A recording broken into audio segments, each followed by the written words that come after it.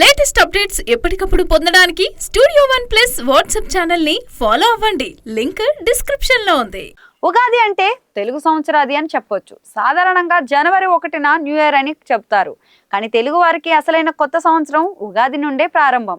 మరి ఈ పండుగ నుంచే తెలుగువారి పండుగలన్నీ ప్రారంభం అవుతాయి. అందుకే ఈ పండుగ రోజున ప్రతి ఒక్కరూ ఆనందంగా జరుపుకుంటారు. ఎన్నో వంటకాలని వండుకొని ఆనందంగా గడుపుతారు. మరి ఆ వంటకాలు ఏంటి, వాటి ప్రత్యేకతలు ఏంటో తెలుసుకోండి. ఉగాది పండుగ రోజు చేసే ముఖ్యమైన తెలుగు వంటకం ఉగాది పచ్చడి.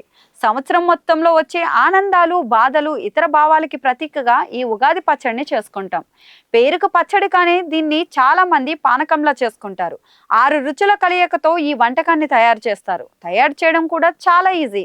పులుపు బాధ పెట్టే విషయాలకి సూచన, బెల్లం తీపి ఆనందానికి సూచనగా, పచ్చి మామిడి ఉప్పగా వగరు ఆశ్చర్యానికి సూచనగా, వేప పువ్వు చేదు రుచికి విచారానికి సూచనగా, మిరియాలు కారానికి కోపానికి సూచనగా, ఉప్పు రుచి భయానికి సూచనగా. ఈ పచ్చడి చేయడం అంత కష్టమేమీ కాదు.